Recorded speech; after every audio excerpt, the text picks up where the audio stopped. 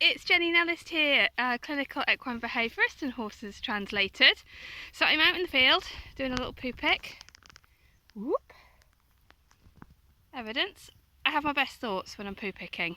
So best thought that I had today, and it's about vet referral.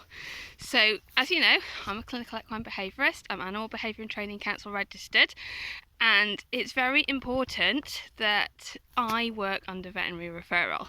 That is because I come under basically any other complementary therapist as far as the Veterinary Surgeons Act is concerned, and as far as the Veterinary Surgeons Act is also concerned, it is the vet who is making the clinical diagnosis on the animal. So I make behavioural observations, I can look at what's going on from a behavioural point of view, but ultimately the vet needs to be getting in there and examining the horse and making sure that any change in behaviour or any, even a chronic behaviour problem isn't down to something clinical underlying, something painful, some disease process. And say for example the vet doesn't refer directly to me, but you do. You go, oh God, my horse is behaving really badly, I need help, what do I do? And I go, well, okay, first thing we've got to do is we've got to check your horse out with the vet, and your vet, maybe have give an initial clinical examination. They may not find an obvious reason on that, and they go, well, go ahead, go and do the behavioural therapy. So we go ahead, I assess your horse, and I find that there are probably, some good reasons for the behaviour, and we get going with the training, but or the environmental management, depending what it is. But we don't satisfactorily eliminate the problem. Because I'm already working with your vet, I can go, okay, well, we had that examination, we had that check, and we did the behaviour assessment, but we're not completely satisfied here. We've got that dialogue open with the vet. We're working as a team, you, me, the vet, and I can send you back to the vet and go, well, we're not happy. I can have that chat with the vet and say, look, this is what I found behaviourally, this is what we can do, but we're not really getting the bang for the buck here that we ought to be getting. Let's go back and reassess the animal. What happens if you're working with somebody who doesn't have that extra knowledge for their behaviour, understanding that relationship between the clinical conditions in the horse and the behavioural things that are going on?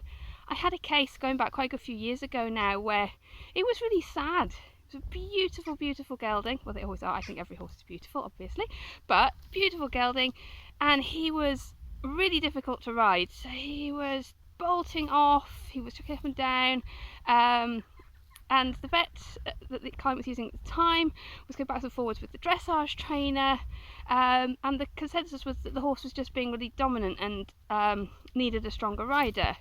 And the owner was feeling more and more crushed by this, because she wasn't a stronger rider. She couldn't ride the horse through this, although her trainer just about could, kind of, sort of, but nothing was satisfactory. She was really worried, so she did change her vet. And of course I always like to nurture a relationship between a vet and an owner. I don't really like vet swapping, but sometimes we have to work with a professional that is best for us. So in this case she did, and that vet, well, they'd basically gone through a whole load of second opinion by that point. They uncovered a whole load of grisly stuff that was going on clinically with the horse, and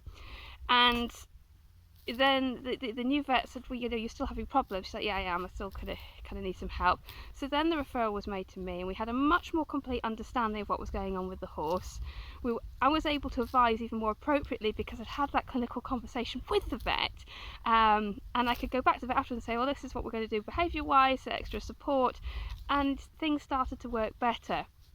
So what I'm saying really is, please, when I'm saying you need to get the vet check first, please do it, because with horses, unless we've examined them extremely thoroughly, we can't really rule out pain with a lot of behavioural problems that we have, because pain does so many things. It winds up the horse, it makes them more stressed, it makes them more defensive, causes all kinds of havoc. So even if it's not pain, some kind of other underlying disease process, if we're working together, your vet and you and me, and any other professionals that need to be involved, your farrier, your physiotherapist, all these kind of people that we all work as paraprofessionals in the horse health world, we have to work with the vet. We're obliged to by law, but actually ethically and morally we are too, and to do a really good professional job, it really helps if we're working with the vet as well. So yeah, I think I've got on my soapbox a bit, but there we are.